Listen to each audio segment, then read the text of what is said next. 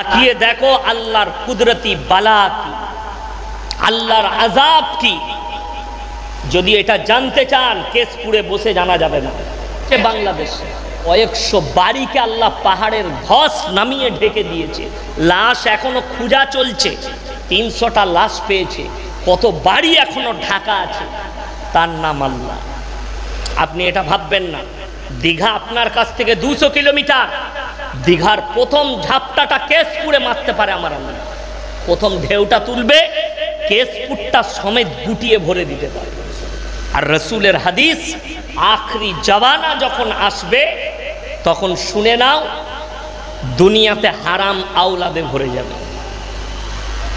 কেন ভরবে? কিসের দ্বারা? বেঈমান কাফেরদের মেহনত একটাই, এই দাড়ি টুপি নামাজি লোক এদের কাছ থেকে সমাজকে বিচ্ছিন্ন করে দাও, আলেমদের কাছ থেকে বিচ্ছিন্ন করে দাও। এটাই হচ্ছে ইহুদি নাসারা বেঈমান কাফেরদের মেহনত। আর সেই মেহনতে তারা কামিয়াবিও লাভ করেছে, সেই মেহনতে তারা কামিয়াবিও লাভ করেছে। মুসলমানের দ্বারা মুসলমান হত্যা হবে, এটা রাসূলের হাদিস।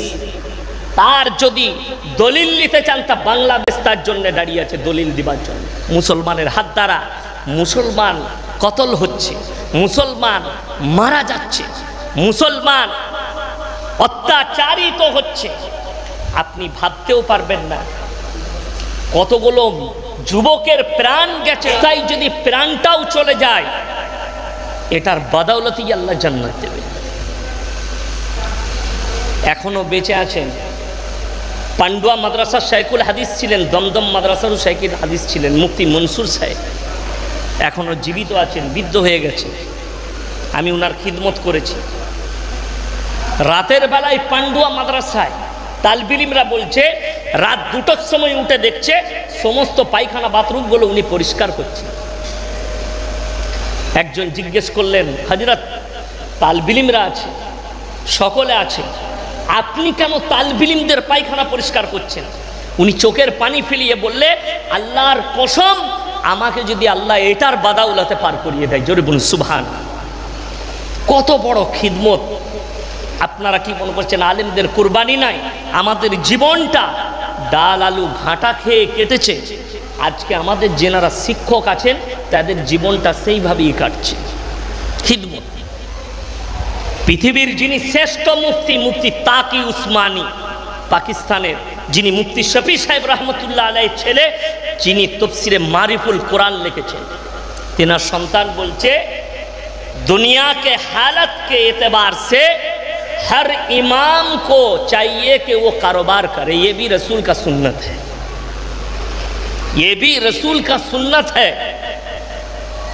किंतु आश्चर्येर विषय আমাদের ভারতের আলেমরা, খাস করে বাংলার আলেম উলামা, নিজের জীবনটাকে 5,000 10,000 টাকার খিদমতে জীবনটাকে মাদ্রাসার মসজিদে অতিবাহিত করে দিচ্ছে।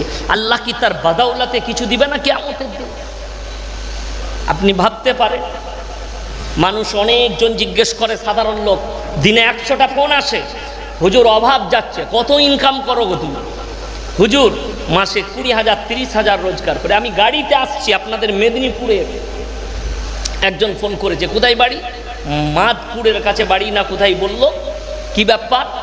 হুজুর বরকত পাচ্ছি না, দোয়া শিখিয়ে দেন। নামাজ পড়ো? নামাজ। আমি বলি ওইটাই তো তোমার দুর্বলতা, নামাজ পড়বে না কিন্তু দোয়া পড়ে বরকত নিবে। কত দুঃখের বিষয়।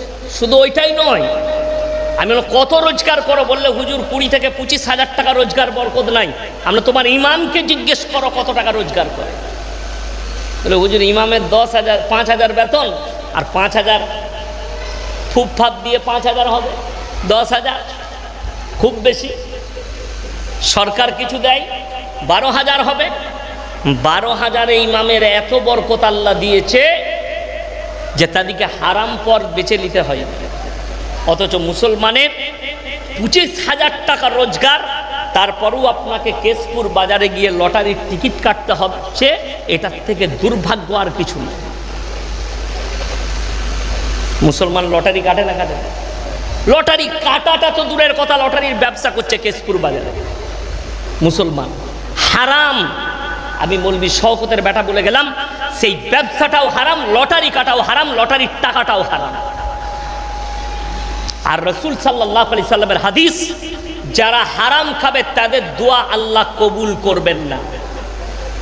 আপনি বুঝুন, সেই লোকটা জুম্মার দিনে লটারিওয়ালা মসজিদে গিয়ে বলছে আল্লাহ আমার বালা মুসিবতকে দূর করো, তার কখনো দোয়া কবুল হবে? তুমি বলছো হুজুর আমার দোয়া কবুল হয় না, কাদের দ্বারা? মুসলমানদের দ্বারাই। বেঈমান কাফেরদের তো মেহনত এটাই। আপনারা কি মনে করছেন পাপ তো দেখতে পাচ্ছি না? যে পাপগুলো এসছে গুলো আপনারা চোখের দ্বারা দেখতে পাবেন। আমার যারা বাবাজি আছেন, বাপের বয়সী আছেন, তারা শুনেন, আপনারা ওই পাপগুলো দেখতে পাবেন না, অথচ পাপগুলো ছড়িয়ে আছে। আমি একটা একটা করে প্রুফ দিচ্ছি। শিক্ষিত সমাজে ছড়িয়ে পড়েছে পাপটা। খেলা ছড়িয়েছে ইহুদি, নাসারা, বেঈমান, কাফের। এক নম্বর পাপ সমকামী, এটা এক নম্বর পাপ।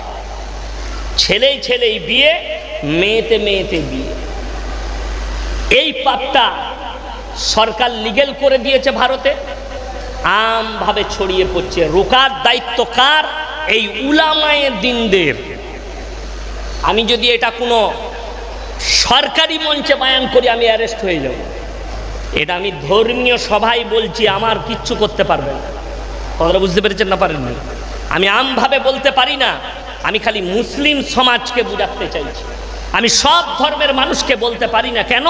সরকার লিগ্যাল করেছে, কিন্তু আল্লাহর কসম কিয়ামতের সকাল পর্যন্ত ইসলামে হারাম। এবং এই পাপটা কিন্তু রাসূলের জামানার পাপ নয়।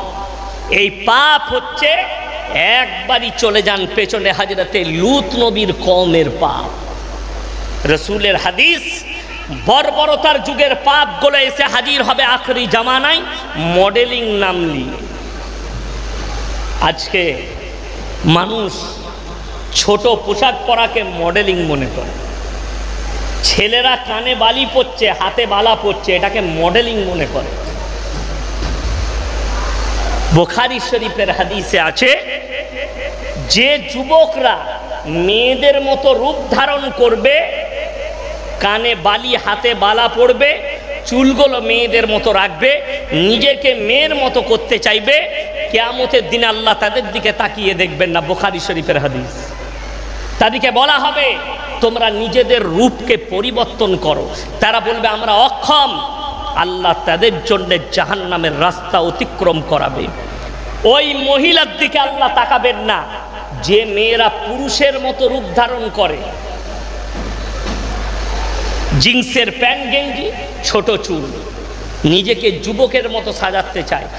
এই মহিলারা কিয়ামতের দিনে এদিকে আল্লাহ তাকাবেন না, বলা হবে তুমি পুরুষের রূপ ধারণ করো। বুখারীর হাদিস।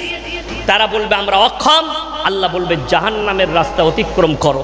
এবং যারা জেন্ডার পরিবর্তন করছে, লিঙ্গ পরিবর্তন, পুরুষ থেকে মহিলা, মহিলা থেকে পুরুষ অপসরণ হয়ে, এদের জন্য জান্নাতের খুশবু পর্যন্ত হারাম হয়ে যাবে।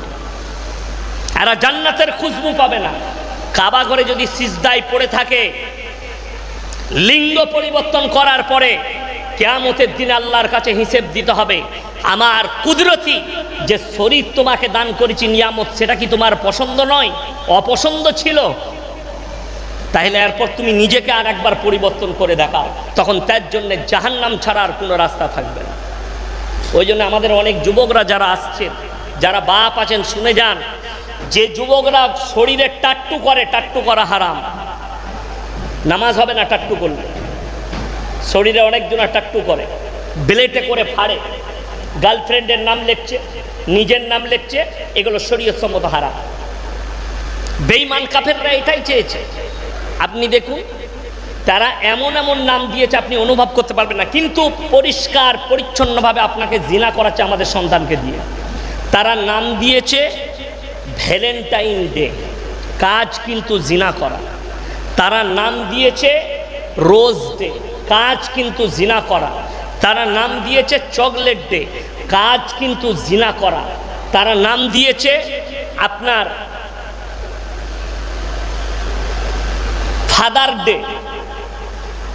আমাদের এখন ফাদার ডে হচ্ছে, টিচার ডে হচ্ছে, অবাক হবেন, টিচার ডে কত সুন্দর। আমাদের মাদ্রাসায় টিচার ডে পালন হয় না, হয় হাজি স্যার? আমরা মাদ্রাসায় টিচার ডে পালন করি না, কিন্তু আমাদের তালিবে ইলমরা আমাদের জুতো সোজা করে, এটাই তো আল্লাহর শুকর আদায় করছি, বলুন আলহামদুলিল্লাহ। এটাই শিক্ষা। আমাদের মাদ্রাসায় টিচার ডে পালন হয় না। আমি আমার গলসি থানার কথা বলছি, মেদিনীপুরের লয়। টিচার ডে পালন হচ্ছে স্কুলে ডিজে বক্স বাজিয়ে মাস্টার, হেডমাস্টার, ছাত্র সব একসঙ্গে ড্যান্স করছে। এ বাস্তব বলছি আমি। যদি দেখতে চান মোবাইলের ইউটিউব খুলে দেখে নেন কোন কোন স্কুলের নাম পাবেন। কিন্তু আমরা টিচার ডে পালন করি না। আমি চ্যালেঞ্জ ছুড়ে বললাম, আমাদের তালিবে ইলমরা আমাদেরকে যতটা রেসপেক্ট করে, সম্মান করে, স্কুল কলেজ কোনো প্রতিষ্ঠানের ছাত্ররা তাদের মাস্টারকে, শিক্ষককে অতটা রেসপেক্ট করে না। জোরে বলুন সুবহানাল্লাহ। আর এই রেসপেক্টটা, সম্মানটা এসছে কোথা থেকে? রাসূল আকরাম সাল্লাল্লাহু আলাইহি সাল্লাম এবং তিনার সাহাবীদের কাছ থেকে। জোরে বলুন সুবহানাল্লাহ। ওই জন্য হাজী সাহেব উদ্যোগ নিয়েছে মাদ্রাসা। আমি তো দোয়া দেবো আল্লাহ এই মাদ্রাসাকে কামিয়াবি দান করুক। আপনারা সকলে দোয়া দিবেন, বলুন ইনশাআল্লাহ। এবং শুধু দোয়া নয়, সহযোগিতা, সার্বিক সহযোগিতা চারিদিক দিয়ে। আমরা মনে করি আমার কি দরকার, হাজী সাহেবের কি প্রয়োজন, আল্লাহ কি অভাব দিয়েছে যে তালিবে ইলমদের জন্য একটা মাদ্রাসা করছেন, লোকের কাছে হাত পাতবে। আমি মৌলভী শওকতের বেটা, আমি ব্যবসাও করি, আমি জলসাও করি। আমার কি দরকার পড়েছে যে আমি বোম্বে যাব আমার মাদ্রাসার জন্য লোকের কাছে হাত পাতব? দ্বীনি খিদমত, এই কচি কাঁচা তালিবে ইলমদের জন্যে আর ইসলামের জন্যে, কোরআনকে জিন্দা রাখার জন্য, রসুলের আখলাককে জিন্দা রাখার জন্য। আপনি একটা কথা মাথায় রাখবেন, যারা যা বলছে বলুক ইসলাম সম্পর্কে, যে যা বলছে বলুক, আমি বলে যাচ্ছি, আল্লাহর কসম করে বলছি, কোরআনে আমার আল্লাহ ওয়াদা করেছেন। জোরে বলুন সুবহানাল্লাহ। আল্লাহর ওয়াদা কি? ওয়ালান তাজিদা লিসুন্নাতিল্লাহি তাবদীলা। হে রাসূল বলে দাও, কিয়ামত পর্যন্ত আমার কোরআনের একটা জের জবরকে পরিবর্তন করার ক্ষমতা পৃথিবীর কোনো শক্তির নাই। জোরে বলুন সুবহানাল্লাহ। অপর জায়গায় কোরআন মসজিদের আলমারিতে রাখা আছে। আপনি কি মনে করেছেন এই জুজদানের দ্বারা হেফাজত হয়ে আছে, এই আলমারির দ্বারা হেফাজত হয়ে আছে? না, কোরআনটা আল্লাহ এইভাবে হেফাজত করেনি। কত বেঈমান কাফের মোবাইল খুলে অনেকজন কোরআন ছিঁড়ছে না ছিঁড়েনি, দেখাচ্ছে, আমরা দেখতে পাচ্ছি মোবাইলে। অনেকজন কোরআনে লাথ মারছে, অনেকজন বাথরুমে গুঁজছে, অনেকজন পায়খানা প্রস্রাব পরিষ্কার করছে, নাউজুবিল্লাহ। এতে কিন্তু আল্লাহর কসম করে বলছি, ইসলামের এতটুকু কোনো যায় আসে না। আর এসব করে কোরআনকে মিটানো যাবে না। কেন? এটার সম্পর্কেও আমার আল্লাহ ওয়াদা করেছেন, ইন্না নাহনু নাযালনা যিকরা ওয়া ইন্না লাহুল হাফিজুন। আমি আল্লাহ কোরআনকে অবতীর্ণ করেছি, আর কোরআনের হেফাজতের দায়িত্ব আমি আল্লাহ নিজে নিয়েছি। জোরে বলুন সুবহানাল্লাহ। কিভাবে নিয়েছে? কোরআনের মধ্যে নয়। আপনি এই মাদ্রাসার একটা হাফিজে কোরআন তালিবে ইলমকে জিজ্ঞেস করুন যে 2 পারা 3 পারা কোরআন, কিংবা হাফিজে কোরআনকে নিয়ে আসুন, দাঁড়িয়ে 30 পারা কোরআন শুনিয়ে দিবে আল্লাহ। একটা 10 বছরের তালিবে ইলম বাচ্চা, তার সিনেতে আল্লাহ কোরআনকে গেঁথে দিয়েছেন। জোরে বলুন সুবহানাল্লাহ। একটা সিনেকে যদি কেউ জ্বালিয়ে দেয় আর একটা সিনে যদি জিন্দা থাকে, সব কেশপুরের মসজিদের কোরআনগুলো জ্বালিয়ে দেন, একটা হাফিজে কোরআন জিন্দা থাকলে এইরকম 1000 কোটি কোরআন চলে আসবে। জোরে বলুন সুবহানাল্লাহ। আর আমাদের কোনো উলামা, কোনো মৌলবি এই বক্তব্য জীবনে আমরা হুজুররা দিই না যে আপনার ছেলেকে হাফিজে কোরআন করে ইমামতি করতে হবে, মাদ্রাসায় পড়াতে হবে। কে বলল? আপনার ছেলের বয়স 7 বছর, হাজী সাহেব শোনাচ্ছিলেন, ইংলিশ মিডিয়াম হবে, মাদ্রাসা হবে। আপনার ছেলে মাদ্রাসাতেও পড়বে, ইংলিশ মিডিয়ামেও পড়বে। একটা 10 বছরের বাচ্চা, 7 বছরের বাচ্চা ইংলিশ মিডিয়ামে পড়ছে, পড়াটা একটু ওইদিকে কাঁচা ঢিলে থাকবে, এইদিকে হিফজ করবে। 3 বছরে হাফেজ হবে, 3 বছর, 7 আর 3 কত হলো বয়স? 10। 10 বছরে হাফেজ হওয়ার পরে সেই ছেলেটাকে ডাক্তার করুন, সেই ছেলেটাকে মাস্টার করুন, সেই ছেলেটাকে প্রফেসর করুন, সেই ছেলেটাকে আইপিএস করুন, সেই ছেলেটাকে ইঞ্জিনিয়ার করুন। একে যদি ওই লাইনে নিয়ে যান, এই ছেলেটা নিজের জমিরকে আর দিনকে কখনো বিক্রি করবে। আজকে হুমায়ুন কবির এসপির মুখ থেকে এই ভাষাটা বেরোনোর কারণ তার বাবা মা তাকে দিনই শিক্ষাই দেয় না। এটা আমি চ্যালেঞ্জ। সে যদি নামাজের সুন্নত বলে দিতে পারে কটা, আমি মৌলবি শওকতের বেটা জীবনে আর বক্তব্য দেব না, লাইভে এসে বলে দে। গোসলের ফরজ জানে নাকি, এটাও সন্দেহ আছে। কেন? আর আপনি বলুন, একটা তালিবে ইলম হাফিজে কোরআন হওয়ার পরে যদি আইপিএস অফিসার হয়, সে কখনো নিজের দিনকে বিক্রি করবে না, সে কখনো নিজের ঈমানকে বিক্রি করবে না। একটা ছেলে আলেম হওয়ার পরে যদি জজ হয়, উকিল হয়, তার মূল্য কত বেশি। কে বলছে হওয়া যাবে না? আপনাদের জানাই নেই। নাদওয়াতুল উলামা লখনৌ, মালদার একজন শিক্ষক আছেন, হাদিসের উস্তাদ। তিনি ইংরেজিতে কোরআনের তফসির লিখেছেন, ট্রান্সলেট করেছেন, একজন আলেম। জোরে বলুন সুবহানাল্লাহ। আমি এসপি সাহেবকে বলবো, চলুন দেখবেন তালিবে ইলমদের মধ্যে কি আছে। আরে কথা বলতে পারবে না ইংরেজিতে। নাদওয়াতুল উলামার এমন এমন ছাত্র আছে যাদের সঙ্গে ইংরেজিতে কথা বলতে পারবেন আপনার এসপি। আর আপনি বলছেন আরবি শিখে কি হয়? কষ্টের বিষয়। যারা মাদ্রাসার ওপরে, তালিবে ইলমদের ওপরে, টুপি দাড়িওয়ালাদের ওপরে ঘৃণা রাখে, আল্লাহ তাদের ধ্বংস লেখে রেখে দিয়েছে। আল্লাহ তাদের ধ্বংস লেখে রেখে দিয়েছে। এই মানুষটা কত আলেমের খিদমত করেছে আপনারা যারা নাবি জানি। কালকে আব্বাজান শোনাচ্ছিলেন। শুধু হাজিদিকে নিয়ে যাওয়া নয়, আলেমদের খিদমত, আলেমদের সঙ্গে মাহাব্বত, দিনের সঙ্গে মাহাব্বত সকলে রাখবো। জোরে বলুন ইনশাআল্লাহ। আপনার মাহাব্বত যেন থাকে। মৌলানা আসাদ মাদানী সাহেব রহমতুল্লাহ আলাই দিল্লির রামলীলা ময়দানে বলেছিলেন, যারা ইমামকে, আলেমকে যারা বেজ্জতি করে, তাদের মৃত্যুর সময় কলমা নসিব হওয়া দুষ্কর হয়ে যায়। দিল্লির রামলীলা ময়দান আমার মনে পড়ে, আমি শোনাচ্ছিলাম হাই সাহেবের বাড়িতে নাস্তা করতে করতে আমার বড় ভাই তৈবুর রহমান সাহেবকে, যে ভাই আমি তখন নতুন নতুন জলসা করি, রক্ত আমার আরও গরম, আমার বর্ধমান জেলায় জলসা করছি। তো আমার আগে একজন বক্তা ছিলেন, আমার একজন সাথী নাস্তা করাচ্ছিলেন। সে বললে দুধ খাবেন নাকি? আমি বললাম না, আমরা দুধ খাই না, ঠান্ডা পানি নিয়ে এসো। তো স্টেজে এরকম হাজি সাহেব বসে আছে, সেরকম ইমাম একজন আমার বাপের বয়সী বসেছিলেন, সেই বক্তারও বাপের বয়সী। তিনি দুধ ঢেলে দিচ্ছেন নিচেই বসে, আর উনি বায়ান করছেন আর একটু করে দুধ খাচ্ছেন আর গিলাসটা ধরাচ্ছেন। আমাকে কিন্তু খুব বেয়াদবি লেগেছে, যেহেতু তিনি বাপের বয়সী এবং ইমাম। আমি যাওয়ার পরে স্টেজে, তিনি স্টেজ ছেড়েছেন, আমি স্টেজ ধরেছি। তিনাকে বললাম আপনি ওপরে আমার পাশে বসুন। সে বললে হুজুর দুধ ঢেলে দেবো। আমি বললাম আমি হুজুর নয়, আপনার তালিবে ইলম, আমি আপনার ছাত্র। আর আমার বাপ আমাকে যা দুধ খাওয়াইছে, আমি বমি করে দিলে লোক কটা ভেসে যাবে। সে বেচারা শুনতে পেয়েছে, সে খানা খাই নাই, রেগে চলে গেছে, মনে করেছে আমাকে কিছু বললে। কমিটির লোক আমাকে ধরেছে, আপনি এরকম বললেন কেন? আমরা 100 বার বলেছি। তার ভাবা উচিত ছিল এই লোকটা ইমাম, এ আমার উস্তাদের মতন। যদিও এখন আল্লাহ আমাদেরকে বলার তৌফিক দিয়েছে, তো কি হয়েছে? আমার পাশে যিনি বসেছিলেন, আমার আগে যিনি কথা রাখলেন, হাজি সাহেবের জামাই মুফতি সাহেব, ওনার যোগ্যতা আছে আমাদের মতো মৌলবীদিকে কিতাব পড়াবার। আপনাদের এটা জানাই নাই, আল্লাহ আমাদেরকে দুটো বলার তৌফিক দিয়ে দিয়েছে, তো কি হয়েছে? তো ওই জন্যে আলেমদের ইজ্জত করুন, বড়দের ইজ্জত করুন, ছোট দিকে স্নেহ করুন। এটা রাসূলের আখলাক। নবী আকরাম সাল্লাল্লাহু আলাইহি সাল্লাম বড় দিকে কখনো অসম্মান করেননি। যেমন সালামের প্রচলন, আপনি আগে সালাম দেন,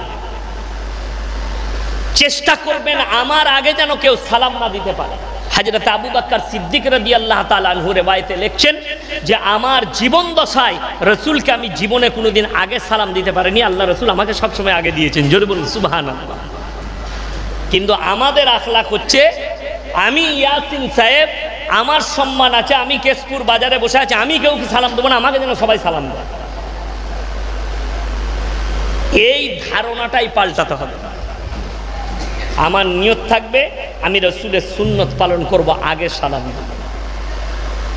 আগে সালাম দিলে কেউ ছোট হবে না। আর যারা মনে করে যে আমি ছোট হলে আমার সব কিছু চলে যাবে, না, আপনি ছোট হলে আল্লাহ আপনাকে বড় করবে। আপনি যতগুলো বুজুর্গানে দিন আছে, আল্লাহ ওয়ালা আছে, আপনি তাদের দিকে তাকিয়ে দেখুন, তাদের দিকে তাকান, বুঝতে পারবেন তেনারা বড় দিকে কতটা রেসপেক্ট করত, ছোট দিকে কতটা সম্মান করত, তাহলে বুঝতে পারবেন। আমি এখনো গুজরাট গেলে, আমি গুজরাট যাব 9 তারিখে, তা আমি গুজরাট গেলে কারি ইসমাইল বিসমিল্লার মাদ্রাসায় গেলে সে বলে ভাই मैं आपको छोड़ के आता हूँ अपना गाड़ी से। আমি তিনার তালবিলিম, তিনার কাছে পড়াশোনা করেছি, তিনার খিদমত করেছি, কিন্তু বলে ভাই अभी तुम बंगाल का बड़ा मुकर्रिर हो और तुम हमारे बच्चे हो, আমাকে স্টেশনে রাখতে আসেন গাড়ি করে। এটা তো আল্লাহর কৃপা, এক আলেমের সম্মান করা। আমরা তালবিলিম, তাও তিনি রিসপেক্ট করছেন, তবেই তো আল্লাহ বড় করেছেন, তবেই আল্লাহ তাদের দ্বারা খিদমত নিচ্ছেন। আজকে দোয়া দিয়ে যাব, আল্লাহ হাজী সাহেবের হায়াতে বরকত দেখ, বলুন আমিন। আল্লাহ ইনার নেক নিয়তকে আল্লাহ পূরণ করে দেখ, এই মসজিদকে আল্লাহ কামিয়াবি দান করুক, এই মসজিদকে আল্লাহ দিন দুগুনি রাত চৌগুনি তারাক্কি দান করুক। এই মসজিদের কামিয়াবির জন্যই আজকের এই প্রোগ্রাম রাখা হয়েছে। এই মসজিদ আল্লাহর ঘর, এই আল্লাহর ঘরকে ভরানোর দায়িত্ব আপনাদের। বাজারে এলেন, নামাজ পড়বেন, অবাক হবেন, একটা তথ্য দিয়ে যাচ্ছে, ভারতবর্ষের সব থেকে বেশি একটা শহরে মসজিদ আছে, সেই শহরের নামটা কে জানেন? একটাই শহরে সব থেকে বেশি মসজিদ আছে ভারতবর্ষের মধ্যে, আমার তো মনে হয় এশিয়ার মধ্যে। কোন শহরটা বলুন, কেউ জানেন? লখনৌ শহরে। আমি যখন পড়ি 20 বছর আগে, তখন ছিল 1450 মসজিদ শুধু লখনৌ টাউনটাই, রাজধানীতে। এখন তো মনে হয় 2000 পেরিয়ে যাবে। এবং সব থেকে অবাক কথা, প্রত্যেক ওয়াক্তের নামাজে প্রত্যেকটা মসজিদ একটা ফুল মুসল্লি। কথাটা বুঝতে পেরেছি? আমি যেখানে পড়তাম দরগায়ে হায়দারবাগ মসজিদ, এই মসজিদ, হসপিটাল মোড়ে আর একটা মসজিদ, অতটাও নয়, তার থেকেও কাছে আর একটা মসজিদ, দুটোতেই একটা মুসল্লি। জায়গা হতো না, জায়গা হতো না। এইরকম দূরত্বে মানে 500 মিটারের ভেতরে 20টা মসজিদ, 1 কিলোমিটারের ভেতরে 50টা মসজিদ, তারপরেও জায়গা হতো না। কিন্তু আশ্চর্যের বিষয়, আমাদের গ্রামে আমরা জলসায় গেলে বলে হুজুর লোকরা জলসা তো দিচ্ছে, কিন্তু তারা নামাজ পড়তে আসে না। গ্রামের লোক নামাজ পড়ে না, বড় আফসোস। আপনি কেশপুরের বহু গ্রাম আছে যান, তারা নামাজ পড়ে না। কেন? তাদের ভরসা একটাই, হুজুররাই তো আমাদেরকে জান্নাতে নিয়ে যাবে। কে বলেছে? হুজুর তাদেরকে বলেছে। যে হুজুর বলছে সে নিজে জানে কিভাবে নিয়ে যাবে, অথচ তারা পাপের সাগরে ডুবে আছে। তারা ইস্তেগফার করে না, তারা নামাজ পড়ে না, তারা পাপ করে, হারাম খায়, অথচ তাদেরকে ভরসা দেওয়া হচ্ছে তোমাদের চিন্তা নাই, আমরাই জান্নাতের থেকে। এটা কত কষ্টের বিষয়। এই মানুষের দিমাগগুলো হ্যাং করেছে। আপনাদেরকে কোরআন শোনাবো, আখরি জবানায় এক শ্রেণীর আলেম বের হবে, যাদের দ্বারা ইসলাম ধ্বংস হবে, এবং যারাই হবে জাহান্নামের প্রথম খোরাক। তারাই হবে জাহান্নামের প্রথম খোরাক। তারা কোন শ্রেণীর আলেম? কোরআনকে জিজ্ঞেস করুন। সূরা বাকারা ইন্নাল্লাযীনা ইয়াকতুমুনা মা আনজালাল্লাহু মিনাল কিতাব ওয়া ইয়াশতারুনা বিহি সামানান কালীলা উলাইকা মা ইয়াকুলুনা ফি বুতুনিহিম ইল্লান নার ওয়া লা ইউকাল্লিমুহুমুল্লাহু ইয়াওমাল কিয়ামাতি ওয়া লা ইউযাক্কিহিম ওয়া লাহুম আযাবুন আলীম। হে আমার বিশ্বনবী, পৃথিবীর মানুষকে বলে দাও, তোমাদের মধ্যে এক শ্রেণীর হুজুর থাকবে, আলেম থাকবে, যারা নিজেদের পেট চালাবার জন্য আমার কোরআনের আয়াতকে লুকিয়ে দিবে মানুষের কাছে, হক প্রতিষ্ঠিত করবেন। তারা নিজেদের পেটেতে আগুন ছাড়া আর কিছু ভরে না। কিয়ামতের দিনে এরাই, এদিকে আমি কঠিন গ্রেফতারিতে নেব এই মৌলবি কটাকে। আপনাকে হক প্রচার করতে হবে, মানুষের গায়ে লাগতে পারে, আপনি সত্য কথা প্রকাশ করে দেন। আচ্ছা আপনারা বলুন, আল্লাহ রসুল সাল্লাল্লাহু আলাইহি সাল্লাম যখন প্রথম কালমার দাওয়াত দিল, মানুষ তখন রেগেছিল না রাগে না? আল্লাহ রসুল সাল্লাল্লাহু আলাইহি সাল্লামের বিরুদ্ধে সর্বপ্রথম কারা গিয়েছিল জানেন? নিজের আত্মীয়রা, নিজের চাচা, চাচতো ভাই, নিজের পরিবারের লোক। দেখবেন কোনো মানুষ কোনো ভালো কাজ করলে তার বিরুদ্ধে কিন্তু তার কাছের মানুষরা বেশি হয়,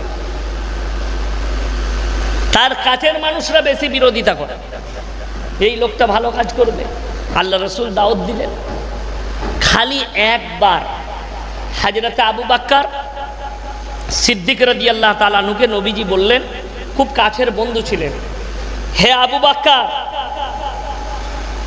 আল্লাহ আমাকে নবুয়ত দান করেছেন, নবী করেছেন, এটা কি তুমি বিশ্বাস করো?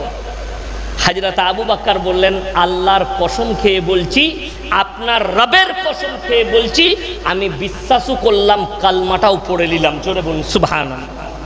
সেই দিন থেকে আল্লাহর নবী তিনার নাম দিলেন, তুমি শুধু আবু বকর নও, তুমি হচ্ছে আবু বকর সিদ্দিক। সিদ্দিক মানে হচ্ছে সত্যবাদী। জোরে বলুন সুবহানাল্লাহ। এই যে সত্যবাদী আর বিশ্বাস করলো, কিন্তু তিনার বিরুদ্ধে গেলেন তিনার পরিবারের লোক, তিনার কাছের মানুষ। আজও পর্যন্ত হাজী সাহেব যদিও আমার থেকে অনেক বয়সে বড়, আমার আব্বাজির কাছের মানুষ, আমাদের কাছের মানুষ, তবে আমার ছোট্ট একটা নসিহত সকলকে, কোনো কাজ করলে তার পেছনে বহু সমালোচনার ঝড় যাবে, সেইগুলোই কান দিলে মানুষ আর কাজ করতে পারবে। রসুল সাল্লাল্লাহু আলাইহি সাল্লাম কালমাত দাওয়াত দিয়েছে, তার একটা উদাহরণ দিয়ে দিই, কোরআনে আছে। আল্লাহ নবীর কাছে কোরআন আসতে লাগলো, জোরে বলুন সুবহানাল্লাহ।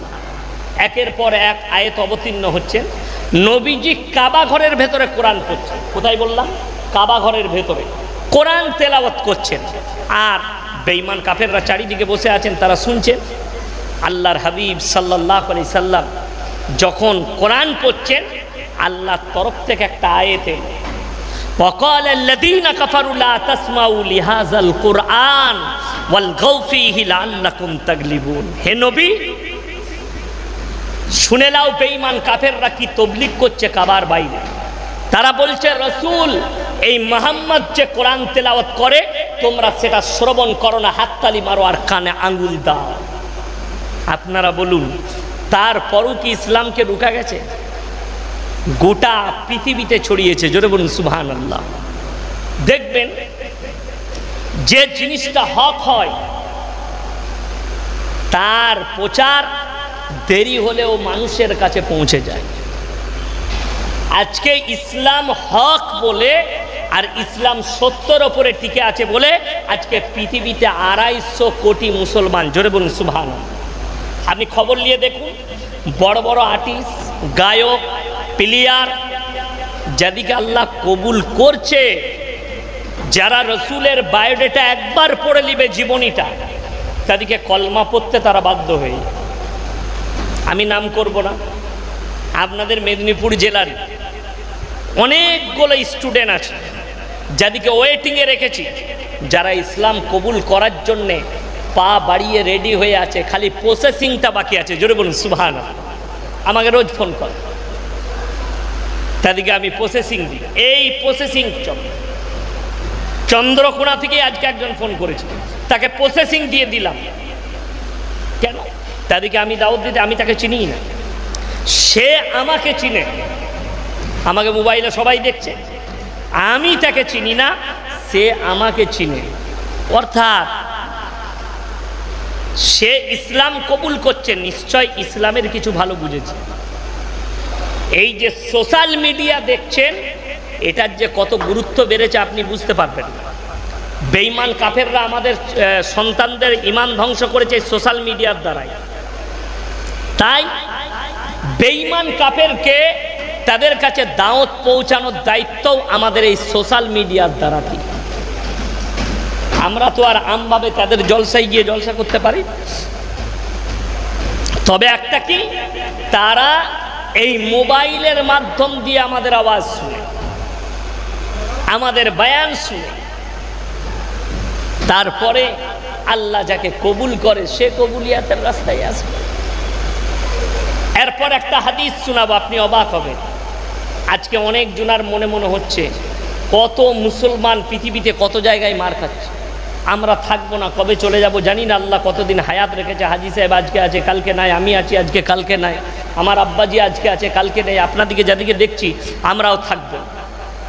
মুসান্নাব ইবনে আবু শাইবার হাদিস, আল্লাহ রসুল বললেন পৃথিবীতে একদিন ইসলাম প্রতিষ্ঠিত হবে, গোটা পৃথিবীটা মুসলমান হয়ে যাবে। জোরে বলুন সুবহানাল্লাহ। এবং এই যে মসজিদগুলো দেখছেন, এই মসজিদগুলো মুসল্লিতে ভরে যাবে। জোরে বলুন সুবহানাল্লাহ। কিন্তু পরের চ্যাপ্টারটা রসুল যেটা বললেন সেটা ভয়ানক কথা। সেই মুসল্লি ভরে যাবে, কিন্তু এ আমার সাহাবীরা সেই মুসল্লিরা হবে সুদখোর মুসল্লি, সুদ খাবে, বড় বড় অট্টালিকা বাড়ি বানাবে আর বড় বড় শপিং মল, কিন্তু তাদের কাছে ঈমান বলে কোনো জিনিস থাকবে। কাফেরদের তো মেহনত এটাই। আপনারা কি মনে করছেন পাপ তো দেখতে পাচ্ছি না? যে পাপগুলো এসছে গুলো আপনারা চোখের দ্বারা দেখতে পাবেন। আমার যারা বাবাজি আছেন, বাপের বয়সী আছেন, তারা শুনেন, আপনারা ওই পাপগুলো দেখতে পাবেন না, অথচ পাপগুলো ছড়িয়ে আছে। আমি একটা একটা করে প্রুফ দিচ্ছি। শিক্ষিত সমাজে ছড়িয়ে পড়েছে পাপটা। খেলা ছড়িয়েছে ইহুদি, নাসারা, বেঈমান, কাফের। এক নম্বর পাপ সমকামী, এটা এক নম্বর পাপ। ছেলেই ছেলেই বিয়ে, মেয়েতে মেয়েতে বিয়ে। এই পাপটা সরকার লিগ্যাল করে দিয়েছে ভারতে, আমভাবে ছড়িয়ে পড়ছে। রোকার দায়িত্ব কার? এই উলামায়ে দ্বীনদের। আমি যদি এটা কোনো সরকারি মঞ্চে বয়ান করি আমি অ্যারেস্ট হয়ে যাব। এটা আমি ধর্মীয় সভায় বলছি, আমার কিচ্ছু করতে পারবে না। কথাটা বুঝতে পেরেছেন না? পারেন না? আমি আমভাবে বলতে পারি না, আমি খালি মুসলিম সমাজকে বুঝাতে চাইছি। আমি সব ধর্মের মানুষকে বলতে পারি না। কেন? সরকার লিগ্যাল করেছে, কিন্তু আল্লাহর কসম কিয়ামতের সকাল পর্যন্ত ইসলামে হারাম। এবং এই পাপটা কিন্তু রসুলের জামানার পাপ নয়।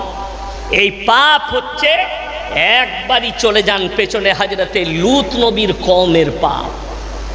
রসুলের হাদিস, বর্বরতার যুগের পাপগুলো এসে হাজির হবে আখরি জামানায় মডেলিং নাম নিয়ে। আজকে মানুষ ছোট পোশাক পরাকে মডেলিং মনে করে। ছেলেরা কানে বালি পরছে, হাতে বালা পরছে, এটাকে মডেলিং মনে করে। বুখারী শরীফের হাদিসে আছে, যে যুবকরা মেয়েদের মতো রূপ ধারণ করবে, কানে বালি হাতে বালা পড়বে,